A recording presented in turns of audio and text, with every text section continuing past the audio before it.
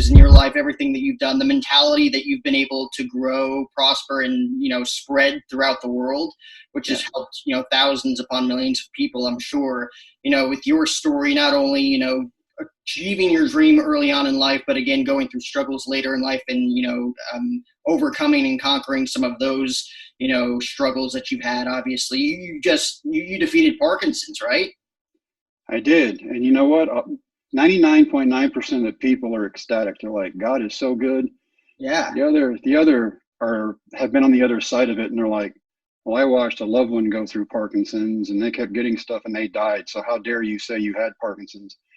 You weren't there with me when I went through 70 surgeries and 2 brain surgeries, and I'm not part of your life and you're not part of mine. All you know is what I tell you. And so I had it. My elderly mother bought me a cane to walk around the block, and I no longer have that. And I run 5 to 7 miles a day, and I lift every day, and I can turn a circle with my eyes closed and not fall over and hit my head against something to give me more CT symptoms. And yeah,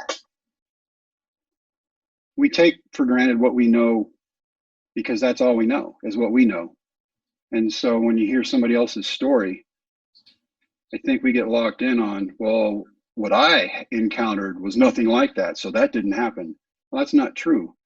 Many people encounter many different things. So wow. And I've always wanted to ask you, like hypothetically, like you obviously wanted to inspire those kids to be better than what they were told they were, because it seemed like it was a very broken, environment from the top at that school of being told like, you're not good enough. Like these kids are never going to amount to anything. You believed in them. You made a deal with them. If you win the district championship, I'll at least attempt to go after my dream at 35 years old to try and be a big league baseball player.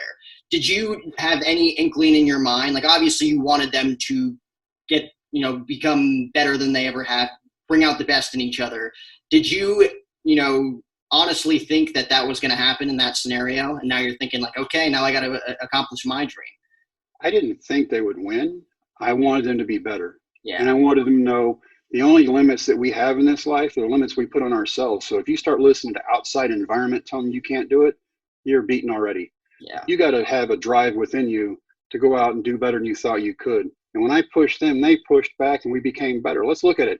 At that point in time, 9 surgeries, I weighed 260 pounds, not baseball material. And at 28, I had a surgery in which they cut 85% of my deltoid muscle out and said, you will never, ever pitch again, physically impossible. And so instead of throwing 98, I come back at 35, throwing 98 to 102. And they're like, where did this come from? I'm like,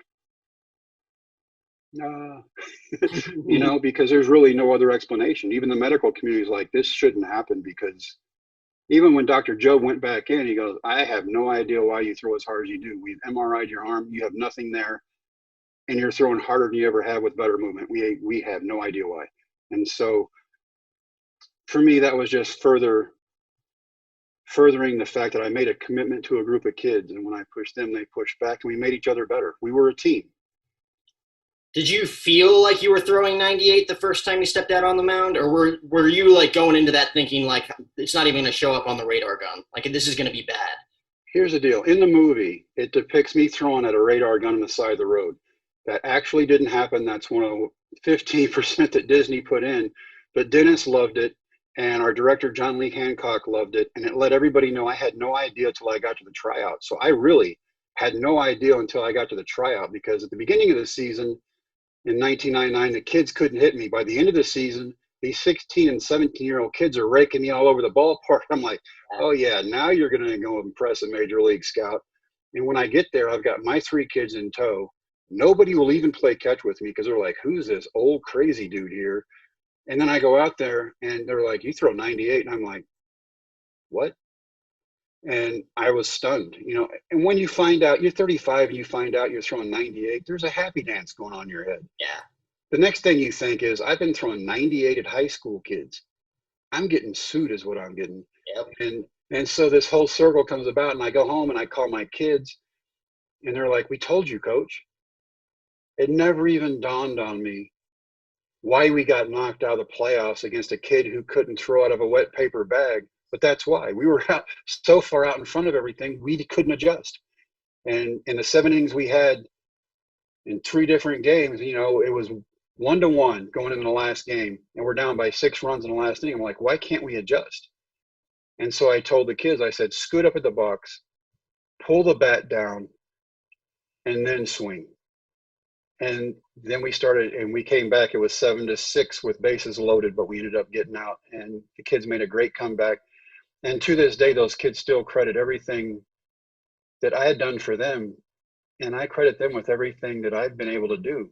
Baseball, speaking, being a father, believing in what you're talking about, because for a while you're sitting there, you're like, I'm pulling everything that my grandparents taught me from the age of 15 to 18, putting it into a group of kids, and now they're wadding it up and they're throwing it back at me like a wiffle ball, and I've got to adjust on the fly.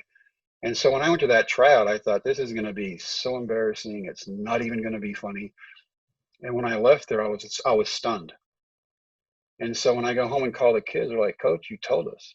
If we ever had our dream in front of us, you'd chase it no matter what. Because at the end of the day, when you walk away, you want to know that you did your very best. You don't want to wake up one day and go, what if? You have the answer.